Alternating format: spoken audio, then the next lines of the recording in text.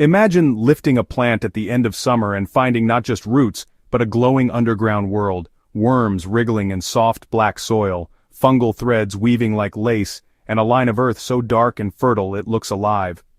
Now here's the twist. That rich soil didn't come from store-bought fertilizer, expensive amendments, or even months of turning compost. It came from a forgotten trench where I buried nothing but rotten banana peels. That simple, slimy waste most people throw in the trash had transformed into a season-long underground feeding system for my plants. And today, I'll show you exactly how to build this rotten banana peel tunnel so your garden can feed itself, even if you never touch a compost bin again. Banana peels aren't just random scraps. They're packed with nutrients in a form that plants adore. They're loaded with potassium, which fuels strong flowering and fruiting, calcium that prevents blossom end rot, and magnesium that keeps leaves green and photosynthesis humming. Unlike grass clippings or nitrogen-heavy scraps that vanish quickly, banana peels decompose steadily. They rot slowly enough to provide a drip feed of minerals, but fast enough to kickstart microbial life. When they're buried, peels don't just disappear, they swell into a sponge-like mass teeming with bacteria, fungi, and worms. Earthworms especially are drawn to them. They'll eat, shred, and digest the peels, leaving behind worm castings, which are rich in bioavailable nutrients. The beauty of using bananas this way is that the nutrients don't wash away or gas off. They're locked in the soil, waiting for roots to claim them. You could just bury peels here and there, but the tunnel takes it further. Instead of scattering scraps, you dig a continuous trench right under or beside your planting row.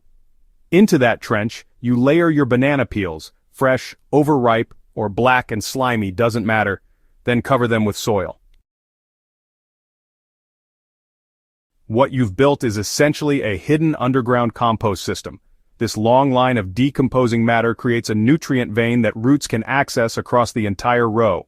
Unlike surface mulches that dry out or piles that need turning, the tunnel is moist, protected, and directly connected to your crop's root zone. Roots don't have to search far. The food is already there, releasing over weeks and months. Think of it as planting your vegetables on top of a buffet line. Instead of you feeding the soil every few weeks, the soil does the feeding on its own, all season long. When banana peels rot, they unleash more than minerals. They unleash a bloom of fungi. If you've ever lifted soil and seen white threads spreading through organic matter, that's fungal mycelium at work. Far from being a problem, this is one of the best signs of living soil.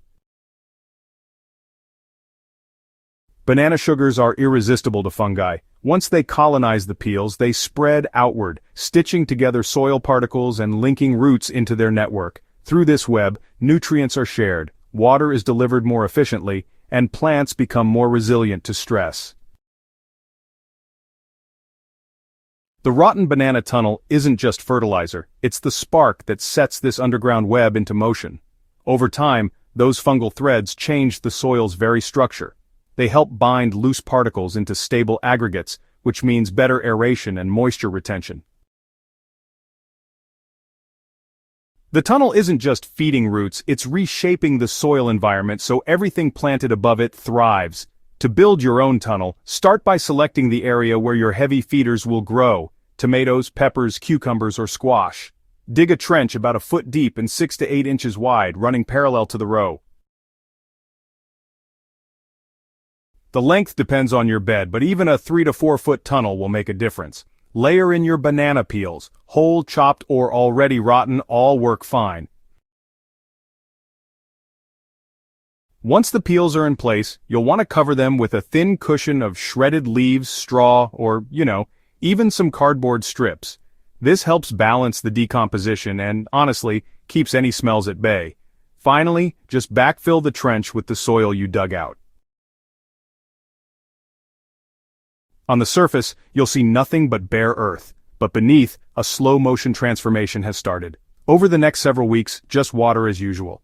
The moisture will seep down, activating all those helpful microbes. Worms will sniff out the bananas and move right in. By mid-season, the trench will have collapsed a bit as the peels vanish, leaving a channel of soft, nutrient-rich earth for your roots to sink into. So, this method is honestly perfect for folks who just don't want to fuss with compost bins or, complicated rotations. With the tunnel, you get to skip the turning, the waiting, and all that hauling of finished compost.